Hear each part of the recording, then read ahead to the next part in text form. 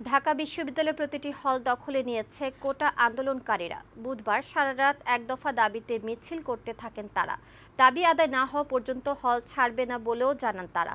এদিকে পুরো ক্যাম্পাসে সতর্ক অবস্থানে ছিল ছাত্রলীগ।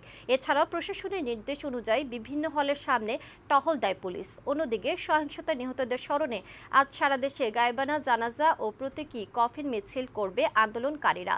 সাজ্জাদুর রহমানের প্রতিবেদন।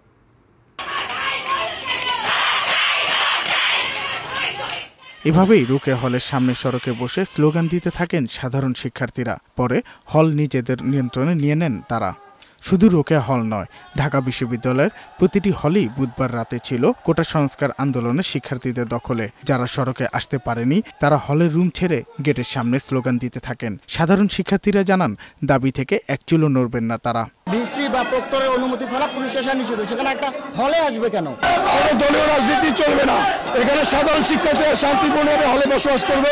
হলগুলো সাধারণ শিক্ষার্থীদের দখলে থাকলেও শান্তিপূর্ণ অবস্থানে ছিল ছাত্রলীগের নেতারা। রাজু ভাস্কর্য সহ পুরো ক্যাম্পাসে ছড়িয়ে ছিটিয়ে অবস্থান নেন ছাত্র নেতারা। অপ্রীতিকর ঘটনা মোকাবেলায় প্রস্তুত ছিল আইন শৃঙ্খলা রক্ষাকারী বাহিনীও। প্রতিটি হলের সামনে টহলের পাশাপাশি অবস্থানও নিতে দেখা যায়। হলগুলোতে স্বাভাবিক অবস্থায় বজায় রাখতে তৎপর ছিল বিশ্ববিদ্যালয় প্রশাসনও। আইন শৃঙ্খলা রক্ষাকারী বাহিনী যারা এসেছেন তারা তাদের দায়িত্বে এসেছেন।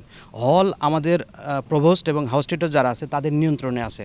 কোনো জায়গা থেকে একটি তথ্য পাবেন না যে হলগুলোতে ছাত্রদেরকে নিপীড়ন করা হয়েছে। অন্যদিকে নতুন কর্মসূচির ঘোষণা দিয়েছে বৈষম্য বিরোধী ছাত্র আন্দোলন। চলমান আন্দোলনের সংঘর্ষে নিহতদের স্মরণে আজ দুপুরে সারা দেশে গায়বানা, জানাজা ও প্রতীকী কফিন মিছিল করবে তারা।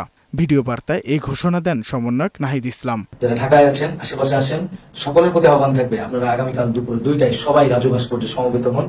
আমরা একসাথে আমার ভাইদেরকে হত্যা করা হলো তার জবাব চাবো, তাদের আত্মার মাগফিরাত কামনা করব এবং সারা ঢাকা শহরে আমরা কফিন মিছিল করব। সাজ্জাদুর রহমান, বৈশাখী সংবাদ, ঢাকা।